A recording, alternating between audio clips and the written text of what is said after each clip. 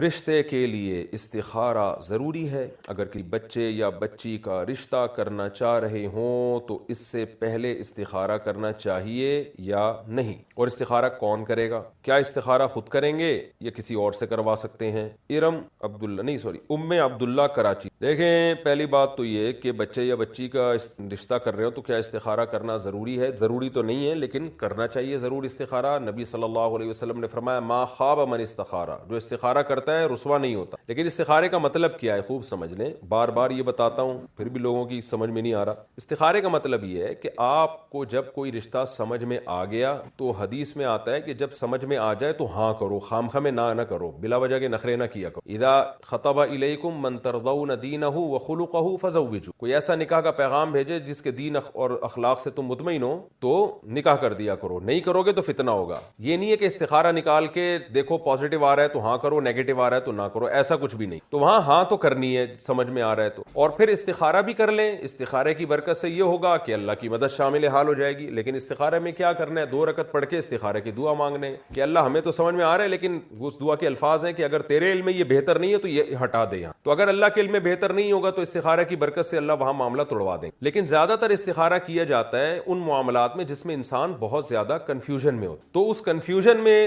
اصل موقع ہے استخارہ۔ تو اس کنفیوژن میں بھی آپ مشورہ لینے کے بعد ایک رائے قائم کریں جس طرف ایک رجحان آپ کو خود ہی پیدا کرنا پڑے گا، لیکن ساتھ ساتھ آپ استخارہ بھی کر لیں کہ اللہ تیرے علم میں یہ اگر میرے لیے بہتر ہے تو مجھے یہاں پھیر دے، بہتر نہیں ہے تو میرا دماغ یہاں سے ہٹا دے۔ تو اس سے یہ ہوگا انشاءاللہ کہ آپ نے گراؤنڈ ریئلٹی کو سامنے رکھ کر ایک فیصلہ کیا ہوگا، تو وہاں بھی یہی ہوگا کہ استخارے کی برکت سے اگر آپ کا وہ فیصلہ بالفرض غلط ہے تو کوئی ایسی بات اللہ پیدا کر دے گا کہ آپ وہاں نہیں کریں گے معاملہ، اور اگر وہ کام آپ کے لیے ٹھیک ہوگا تو اللہ کچھ نہ کچھ ایسے معاملات پیدا کر دے گا آپ کی دعا قبول کر کے کہ آپ نہیں بھی چاہ رہے ہوں گے تو وہاں ہو جائے گا۔ کرنا بہرحال وہی ہے جو آپ کی کھوپڑی میں آ رہا ہے، اس میں اشارے وشارے نہ خواب میں ملیں گے آپ کو، نہ جاگتی حالت میں کوئی نیگیٹو پازیٹیو یا کچھ یہ سب چیزوں میں نہیں پڑے گا، یہ ان کی کوئی حیثیت نہیں ہے۔ اور اگر آپ کو یہ پازیٹیو نیگیٹو نظر بھی آ گیا تو یہ شیطانی خیالات بھی ہو سکتے ہیں۔ اللہ کی طرف سے کوئی استخارے کے بعد سگنل ملنے کی کوئی گارنٹی نہیں ہے، کچھ بھی نہیں۔ کسی اور سے بھی کروا سکتے ہیں تو استخارہ خود کریں، کسی اور سے کروائیں گے تو کیا کرے گا وہ بیچارہ؟ وہ آپ کو کوئی یہ تھوڑی بتائے گا کہ ہاں آیا ہے یا نہ آیا ہے۔ اگر وہ بتا رہا ہے کہ استخارے میں ہاں ہے تو وہ پھینک رہا ہے وہ لمبی اس کی بات نہ سن، ٹھیک ہے نا؟ تو خود ہی کریں، زیادہ بہتر ہے۔ کوئی اور کر لے تو وہ کوئی اور آپ کے لیے یوں دعا کرے گا اللہ اس کے دماغ کو ایک طرف لے جا، جہاں یہ بہتر ہو وہاں مقدر کر دے، وہ بھی تو یہی کرے گا نا۔ تو آپ کر لیں یہ کام، لیکن لوگ یہ دوسرے سے کرواتے ہیں، وہ سمجھتے ہیں کہ وہ زیادہ اچھا نکال کے دے سکتا ہے کوئی اشارہ، تو استخارے میں کچھ بھی نہیں نکلتا۔ یہ خوب سمجھ، استخارے کا طریقہ کیا ہے، استخارہ کیسے کرنا چاہیے، اس کا صحیح طریقہ بھی بتا دیں۔ یہ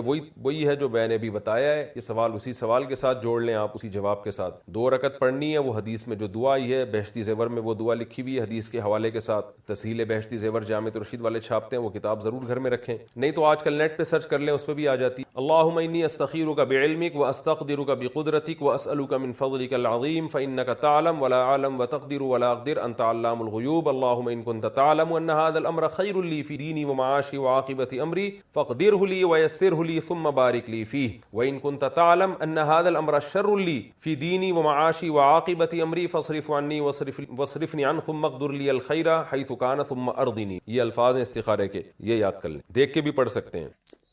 استخارہ کے خلاف عمل کرنا، استخارہ کے خلاف عمل کرنے کا کیا حکم ہے؟ اگر ایسا ہو گیا ہو تو کیا کریں؟ شیخ عبد الرحمن صاحب، جناب شیخ عبد الرحمن صاحب، استخارہ کے خلاف عمل کا کوئی مطلب ہی نہیں بنتا۔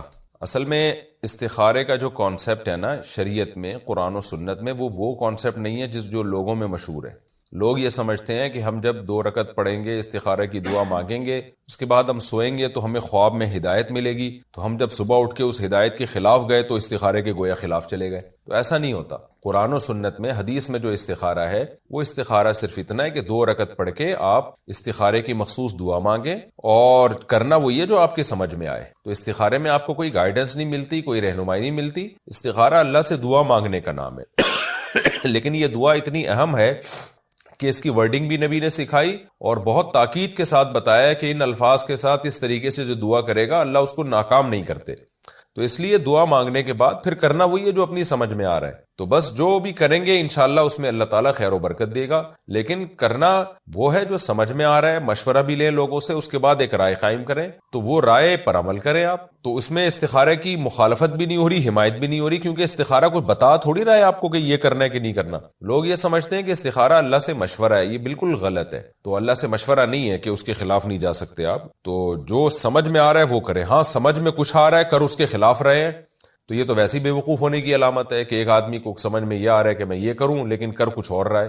تو یہ تو استخارہ نہ بھی ہو تو آپ کو نقصان ہوگا، کیونکہ جو چیز سمجھ میں آ رہی ہے مشورہ کرنے کے بعد، لوگوں سے رائے لینے کے بعد ایک بات آپ کی سمجھ میں آ رہی ہے کہ مجھے یہ کام کر لینا چاہیے لیکن پھر بھی نہیں کر رہے، تو استخارہ کیا ہوا ہو یا نہیں کیا ہوا دونوں صورتوں میں غلط ہو جائے گا نا. یہ انسان عقل مند وہی ہوتا ہے جو اس کی جو سمجھ میں آ رہا ہوتا ہے وہ وہی کر رہا ہوتا ہے. 4 رکعت سنت میں 2 رکعت پر سلام پھیر دیا. ایک شخص نے عصر یا عشاء سے پہلے کی 4 رکعت سنت کی نیت باندھ لی، پھر 2 رکعت مکمل کرنے کے بعد نماز کھڑی ہونے لگی تو سلام پھیر لیا، تو کیا اس کو بعد میں باقی بھی پڑھنی ہوگی یا نہیں؟ محمد عمیر لاہور سے. دیکھیں جو عصر یا عشاء سے پہلے کی 4 سنتیں ہیں یہ سنتیں غیر مؤکدہ ہیں، تو ان میں 4 کی نیت کریں 2 کی نیت کریں برابر ہے.